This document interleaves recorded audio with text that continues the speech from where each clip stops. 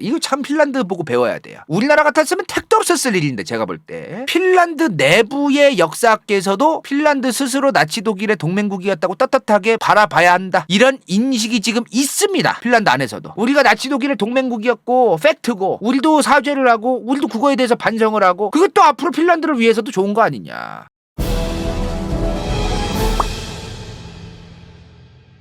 자, 나치 독일이 핀란드와의 협의하에 이제 군대가 들어가서 핀란드를 지켜주기 위해서 협력을 하면서 이제 그렇게 한 건데 나치 독일이 갑자기 핀란드에 있던 군대를 몰고 소련을 쳐들어갑니다. 독소 전쟁이 시작됩니다. 자, 이게 그 유명한 이제 독소 전쟁의 시작이에요. 핀란드랑 아무런 협의도 없이 아무런 상의도 없이 그냥 앞만 보고 졸라 달려가 있어.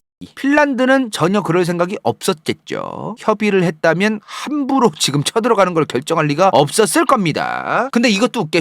지들 멋대로 핀란드에 주둔하던 나치 독일 군대를 소련으로 쳐들어가게 한 거 아닙니까? 히틀러가? 근데 히틀러가 이렇게 발표를 해요. 우리 독일은 핀란드와 함께 소련을 침공해서 우리 게르만 민족과 우리 동맹국들의 염원을 담아서 수건 사업을 해결해내겠다. 미제로 얘기를 하는 거야 갑자기. 핀란드 입장에서 저 새끼 뭔 개소리를 하고 있나 이러고 있는데 그런 소리를 계속 하는 거야 막. 물귀신 작전을 한 거죠. 핀란드는 현재의 현상 유지 그리고 혹시나 소련이 쳐들어왔을 때는 나치 독일의 도움을 받고 이러려고 나치 독일 군대가 지금 핀란드에 들어오는 걸 오케이란 건데 관망하고 이러고 있고 싶었는데 갑자기 저지랄을 하는 거야 히틀러가. 그러자마자 소련의 전투기가 수백 기가 갑작스럽게 핀란드로 날라와서 폭격을 시작합니다. 히틀러 저 새끼 저거 말 한마디에 시불의 소련 전투기 수백 기가 그냥 핀란드로 바로 날아가서 폭격 날려요. 와 진짜 골 때리더라고 여기도 진짜. 근데 핀란드도 처음에는 이런 상황은 굉장히 부담스러웠을 거 아닙니까? 근데 나치 독일 실제로 나중 가서 어떻게 되죠? 모스크바 코앞까지 먹습니다. 아시죠? 겨울 오기 전에는 잘 싸워요.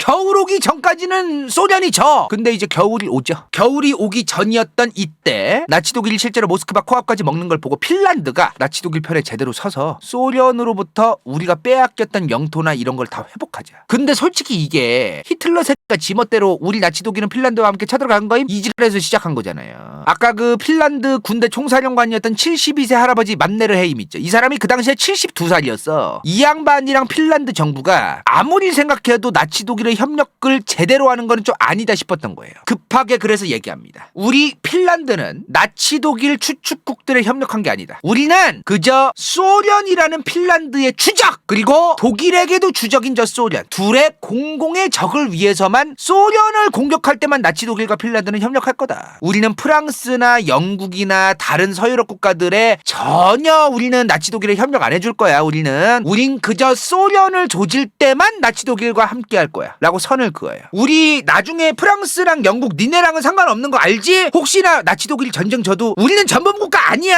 라고 얘기를 한 거죠. 말을 잘한 거지. 자 그러거나 말거나 솔직한 얘기로 현대 이제 핀란드 역사학계에서도 이거 참 핀란드 보고 배워야 돼요. 우리나라 같았으면 택도 없었을 일인데 제가 볼 때 핀란드 내부의 역사학계에서도 핀란드 스스로 나치 독일의 동맹국이었다고 떳떳하게 바라봐야 한다. 이런 인식이 지금 있습니다. 핀란드 안에서도. 반성을 해야 된다 우리도. 우리가 나치 독일의 동맹국이었고 팩트고 우리도 사죄를 하고 우리도 그거에 대해서 반성을 하고 그것도 앞으로 핀란드를 위해서도 좋은 거 아니냐. 이런 인식이 있어요. 실제로 핀란드 안에서도. 이런 걸 배워야 될 거 아니야. 지금 뭐 하는 거야 도대체. 다른 나라의 현대 역사학계나 그런 교수진과 학교에서 애들 가르치는 그런 거를 보면은 자꾸 비교가 돼 우리나라랑. 역사 교육을 지금 국가 위주로 지들 좋을 대로만 가르치질 않나 지금. 이래서 언제 소프트 파워가 좋아지겠어 대한민국이. 자 그렇게 선을 그었던 핀란드의 만네르하임. 나치 독일과 협력해서 소련만 쳐들어간다고 선을 딱 그었던 만네르하임의 핀란드였습니다. 자 근데 결국에는 나치 독일이 개박살 나죠. 자 그리고 1941년 6월 25일부터 1944년 9월 19일까지 핀란드 혼자서만 22만 5천 명이 사망합니다. 이 인구는요 핀란드 전체 인구의 사실상 거의 10%입니다. 10%. 당시 핀란드 전체 인구의 약 한 200만이었대요. 대한민국으로 따지면 500만이 넘는 숫자죠. 10%면. 아시죠? 나치 독일 독일 그 소련 쳐들어갔다가 다 얼어 뒤진 거. 그리고 소련이 본격적으로 이제 겨울 돼서 나치 독일이 이제 겨울에 빼고 있는 거 쫓아가가지고 다 조지러 가죠. 이제 소련은 몇 명 죽었을까요? 90만 명이 죽습니다. 그리고 독일도 어마무시하게 많이 죽죠, 그죠? 자, 이게 소련이 90만 명 죽었다는 게 2차 세계대전 전체에서 죽었다는 게 아닙니다. 핀란드랑 관련되어 있는 거에서 죽은 것만 얘기하는 거예요. 소련은 훨씬 많이 죽었습니다. 소련의 총 사망자 수가 2천만 명에서 2,700만 명이네요, 그죠? 그러니까 여기 나오는 90만 명이라고 하는 거는 그냥 핀란드와 소련의 전투에서만 죽은 거지. 소련은 진짜 그 인류를 갈아 넣었어요, 지네 국민들을. 자, 어쨌든 결국에는 독일이 지죠. 자, 독일이 점점 전황이 어려워집니다. 이제 진짜 핀란드는 된 거예요, 솔직한 얘기로. 2차 세계대전이 끝난 다음에 이제 핀란드한테 어떠한 전범 재판이 이루어질 것이며 어떠한 배상금 판결이 나올 것이며 승전국들인 연합국들이 이제 핀란드한테 무엇을 요구할지 깜깜무소식이야. 자, 이때 갑자기 이 사람이 아까 뭐였어요? 만네르헤임이 핀란드 군대의 총사령관이었죠. 당시 대통령이 따로 있었어. 리티라는 그 대통령이 따로 있었는데요. 이 양반이 2차 세계대전이 끝나기 직전에 만네르헤임을 대통령으로 하는 특별법을 만들고 사임합니다.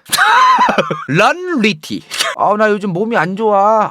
요새 뭐 나이 먹어서 그런가. 그러면서 이제 사임을 해. 자, 점점 나치 독일은 박살나고 있었어요. 이제 핀란드와 나치 독일에 연관되어 있는 똥이란 똥은 만네르헤임이 다 뒤집어쓰고 해결을 해야 되는 상황이 된 겁니다. 지금 보면은 만네르헤임과 나치 독일의 히틀러가 같이 이제 또 이렇게 대화도 하고 친했어요. 솔직한 얘기로. 2차 세계대전의 대전환점이 언제죠? 노르망디 상륙작전이죠. 노르망디 상륙작전이 1944년 6월부터 7월이에요. 이 사람이 대통령 된 게 언제다? 1944년 8월입니다. 이미 노르망디 상륙작전에 성공하고 상륙 졸라게 하고 있어. 바로 다음 달에 이 사람이 대통령 된 거야, 지금 핀란드에서. 자, 만네르헤임이 대통령 되자마자 바로 이렇게 얘기합니다. 지도 이제 똥물 다 뒤집어 쓰긴 싫었나 봐요. 전직 대통령이었던 리티 걔가 멋대로 나치 독일이랑 협정하고 그런 거다. 이 모든 거를 우리 핀란드 정부는 싹 다 무효 처리해야 된다. 나 만네르헤임이 대통령이 된 이상 전직 대통령 리티가 했던 그 수많은 나치 독일과의 협약 그거 다 찢어버리겠다. 같이 사진도 찍어놓고. 이제 와서 아니래. 다 리티가 했다, 리티. 그리고 우리 만네르헤임 정부가 있는 이 핀란드는 이제 소련과 평화협정을 할 것이다. 그리고 자기들의 영토 조금 떼가지고 소련한테 바쳐요. 그리고 1944년 9월 19일 정도면 아직까지도 나치 독일이 그 최후의 객기 부릴 때죠. 1945년 4월까지는 가야 되니까 이때 핀란드와 소련의 평화협정이 체결됩니다. 평화협정이라고 표현한다기보다 휴전이 협정돼요. 휴전. 자, 그렇게 이제 2차 세계대전이 끝났어요. 끝나고 나서 이제 어떻게 됐을까? 핀란드가 소련이 핀란드 니네도 전범 재판을 해야 된다고 요구를 합니다. 소련이 강력하게 요구해요. 솔직한 얘기로 소련 지들도 잘못한 거면서 지들도 히틀러랑 쇼부 봐가지고 핀란드 쳐들어가 놓고 나중 가서 이제 지들이 연합국에 됐다고 핀란드 쟤네도 전범이라고 개소리하고 앉아있고 이래서 이제 전쟁의 결과는 역사를 디테일하게 공부를 해야 돼요. 솔직한 얘기로. 자, 어쨌든 좀 봐줘. 근데 연합국들이 핀란드가 나치 독일하고 협력을 했던 건 팩트 아니냐? 맞다. 전범을 조지긴 해야 된다. 근데 자체적으로 해결해라. 연합국들이 핀란드 니네가 자체적으로 그 특별법을 만들어서 그 전범들을 잡아들여서 니네 전범을 잡아들여서 처벌해라. 그래서 핀란드가 자체적으로 해결합니다. 내부 법률을 만들어요. 나치 독일이랑 막 협력하고 막 협의 보고 막 그랬던 양반들을 다 때려. 뭐 징역 10년 5년 막 이 정도 때려. 가라로 때려. 그 다음 1949년 그쯤에 싹 다 가석방 시켜버립니다. 요런 식으로 좀 가라로 좀 조용하게 좀 처리를 해요. 안 할 순 없어서 10년 때린 거야. 아예 안 때릴 순 없고 때리긴 싫고 그런 거지. 솔직히 이게 핀란드 입장에선 자기들의 국가를 소련으로부터 지켜내기 위한 최선의 선택 아니었습니까? 솔직한 얘기로. 그게 나치 독일이랑 연관이 되어 있었든 아니었든 간에 지금 핀란드가 나치 독일이랑 협의 보게 된 배경이 뭐예요? 솔직한 얘기로 스탈린 그 인간도 전범 재판 가야 돼. 소련이 갑자기 히틀러랑 손붙잡고 독소 불가침 조약을 맺어가지고 핀란드를 갑자기 쳐들어가요. 소련이. 히틀러의 나치 독일은 폴란드를 쳐들어가고 자, 그 다음 어떻게 됩니까? 핀란드가 버텨요. 그리고 핀란드가 뭐라고 하죠? 미국과 영국과 프랑스한테 도움을 요청합니다. 근데 미국, 영국, 프랑스가 쌩까요. 그러면은 이제 핀란드 입장에서 남은 게 없는 거야. 지금 핀란드 입장에서는 미국도 영국도 프랑스도 안 도와준대. 소련도 자기들을 도와줄 게 아니라 소련은 이미 쳐들어오고 있잖아, 핀란드를. 남은 게 나치 독일밖에 없는 거야, 진짜. 나치 독일하고 손을 잡습니다, 이제. 나치 독일은 그 소련과 또 손을 잡고 불가침 조약 상태였잖아요. 폴란드를 먹는 거에 대해서. 그 사이에 이제 그 소련도 이제 핀란드에서 조금 발을 떼고 발트 3국이랑 폴란드 먹으러 가지. 냠냠하러 가, 냠냠하러. 그러다가 이제 그 나치 독일 입장에서는 소련 한 것도 없는데 발트 3국이랑 폴란드까지 다 처먹고 같은 거야. 그래서 핀란드랑 쇼부 봤던 게 있잖아요. 핀란드에 주둔군이 있었잖아. 그거로 그냥 간 거야. 이런 과정이 있었던 거잖아요. 굉장히 복잡하지 이런 게. 자 어찌됐든 선 넘기 전에 미리미리 외교적으로 방어할 거를 방어하고 눈치껏 핀란드가 빠르게 좀 태세 전환을 한 게 있습니다. 평화협정도 바로바로 하고 휴전도 할 거 바로바로 하고 발뺌할 거 발뺌하고 이런 거를 국제정치적으로 그 자기 나라를 위한 국제정치를 한 거로만 평가하자면 핀란드가 국제정치 하나는 기가 막히게 했어요 진짜. 자 그리고 이제 2차 세계대전이 끝나고 나서 우리 핀란드 공화국은 중립국이다라는 걸 전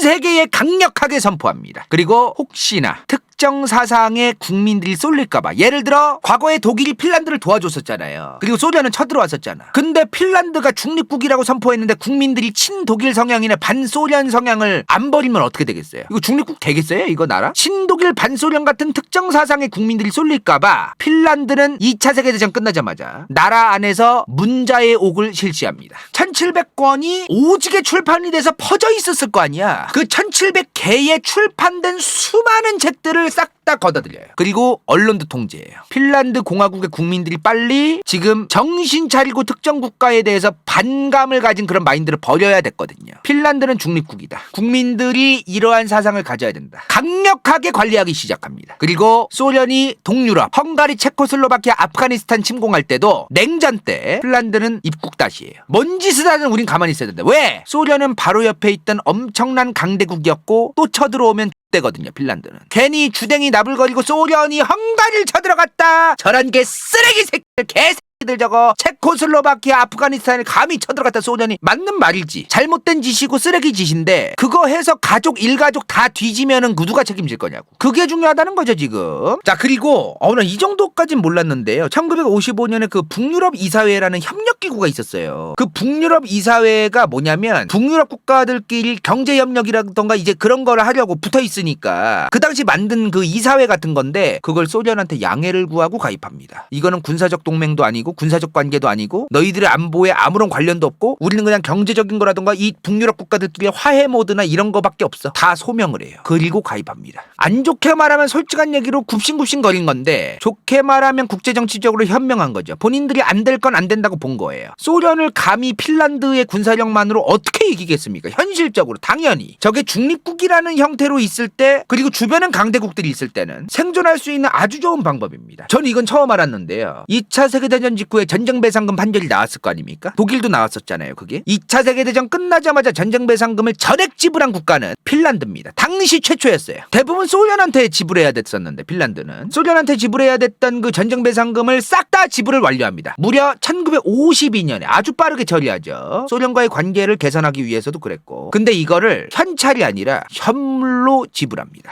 현물이 뭐요? 지금으로 따지면은 포스코 강판 스마트폰, 구리선, 전선, 기타 등등 시멘트 그런 거로 다 갚아요. 그리고 당시에 마샬 플랜 아세요? 조지 마샬이라는 미국의 국무장관이 있었어요. 우리나라로 따지면 외교부 장관이죠. 미국의 외교부 장관. 이 사람이 2차 세계대전 끝나고 나서 개판된 유럽 국가들한테 야 우리가 돈 줄게. 야 너네 힘들잖아. 전쟁 끝나고 개판이잖아 지금. 건물도 새로 올려야 되고 돈 필요하잖아. 싸게 꿔줄게. 대신 소련이랑 쌩까. 그게 마샬 플랜이에요. 근데 핀란드가 그걸 거절합니다. 왜? 우리는 중립국이다. 우리는 중립국이라서 그 돈 지원 안 받는다 그래요. 자 이때부터 이제 이 말이 나옵니다. 저렇게 박쥐처럼 외교하고 저렇게 지들밖에 모르고 이리 갔다 저리 갔다 미국한테 붙었다 소련한테 붙었다 저따구로 한다면서 미국과 서유럽 국가들이 핀란드를 조롱하고 비꼬려고 핀란드화라는 단어로 핀란드를 부르기 시작해요.